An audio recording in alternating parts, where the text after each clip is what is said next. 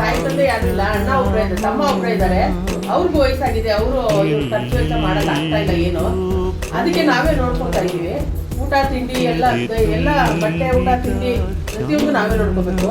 Medicine BP ಇದೆ, ಇವ್ರಿಗೆ BP ಇದೆ, ಕಣ್ಣು ಸ್ವಲ್ಪ ಇದೆ, ಅದೆಲ್ಲ ನಾವೇ ನೋಡ್ಕೊತಾ ಇದೀವಿ.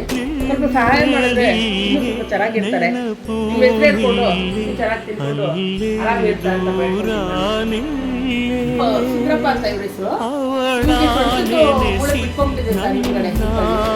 ಹೇಳಿದ್ರೆ ಮೆಡಿಸಿನ್ ಕೊಡ್ತಾ ಇದೀವಿ, ಆದ್ರೂ ಸಾಧ್ಯ ಆಗ್ತಾ ಇಲ್ಲ ನಮ್ಮ ಕೈ.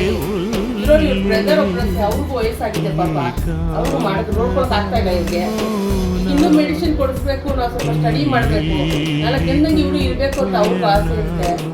ಆದ್ರೆ ಯಾರನ್ನ ಸಹಾಯ ಮಾಡಿದ್ರೆ ದಯವಿಟ್ಟು ನಾವು ಅವ್ರಿಗೆ ನೋಡ್ಕೋಬೇಕಿತ್ತು, ಜಾಸ್ತಿ ಚೆನ್ನಾಗಿ ಮೆಡಿಸಿನ್ ಕೊಡೋಣ. ಅಷ್ಟು ಮೆಡಿಸಿನ್ ಅಂತ ಇವ್ರು ರವಿ ಅಂತ, ಇವ್ರು ರವಿಗೆ ಬಂದು ಅಕ್ಕ ಇದ್ದಾರೆ, ಸಿಸ್ಟರ್ ಇದ್ದಾರೆ. ಆದ್ರೆ ಅವ್ರ ಮಕ್ಕಳು ಚಿಕ್ಕ ಮಕ್ಕಳಿದ್ದಾರೆ. ಅವ್ರ ಬ್ರದರು ಇವ್ರ ತರನೇ ಇದ್ದಾರೆ, ಕೈಕಾಲು ಸ್ಲೋಕ್ ಆಗಿದೆ. ಅವ್ರಿಗೆ ಮೆಡಿಸಿನ್ ಕೊಡ್ಸೋದಕ್ಕೆ ಪ್ರತಿಯೊಂದಕ್ಕೂ ತಂಗಿ ಮೇಲೆ ಡಿಪೆಂಡ್ ಆಗಿದ್ದಾರೆ. ಏನು ಅವ್ರು ಕೊಡ್ಸೋದಕ್ಕೆ ಆಗ್ತಾ ಇಲ್ಲ. ತಂಗಿನೂ ತುಂಬಾ ತೊಂದರೆಯಲ್ಲಿದ್ದಾರೆ, ಚಿಕ್ಕ ಮಕ್ಕಳು, ಅವ್ರು ಯಜಮಾನ್ರು ಇಲ್ಲ ಅವ್ರದ್ದು ಎಲ್ಲ. ಅದಕ್ಕೆ ಎಲ್ಲ ತಂದು ಇಲ್ಲಿ ಬಿಟ್ಟಿದ್ದಾರೆ, ನಾನು ನೋಡ್ಕೊತಾ ಇದ್ದೀನಿಲ್ಲ.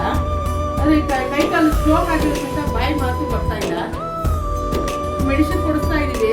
ಸ್ವಲ್ಪ ಜನರು ಸಹಾಯ ಮಾಡಿದ್ರೆ ಇನ್ನೂ ಅವ್ರಿಗೆ ಮೆಡಿಸಿನ್ ನಾನು ಕೊಡಿಸ್ತೀನಿ, ಇಂಪ್ರೂವ್ ಮಾಡಬೇಕು ಅಂದ್ಬಿಟ್ಟು ಇದು ಮಾಡ್ತಾ ಇದ್ದೀನಿ ಸರ್. ಇವ್ರು ಕೃಷ್ಣಪ್ಪ ಅಂತ, ಇವ್ರಿಗೆ ಪಕ್ಕೆ ಹೇಳ್ತಾ ಇದೆ, ಆಸ್ಮಾ ಇದೆ ಇವ್ರಿಗೆ, ಇವ್ರಿಗೆ ಈ ಆಕ್ಸಿಜನ್ ಎಲ್ಲ ಬೇಕು ಇವ್ರಿಗೆ. ನಮ್ಮ ಹತ್ರ ಅಷ್ಟೊಂದು ಇಲ್ಲ, ಇವಾಗ ಆಕ್ಸಿಜನ್ ಇಲ್ಲ ತೊಂದರೆ ಆಗ್ತಾ ಇದೆ. ಆಕ್ಸಿಜನ್ ಯಾರನ್ನ ಹೆಲ್ಪ್ ಮಾಡಿದ್ರೆ ನಾವೆಲ್ಲ ತಗೋಬಹುದು, ಆದಷ್ಟು ನಾವು ಮಾಡ್ಕೊಳ್ಬೋದು.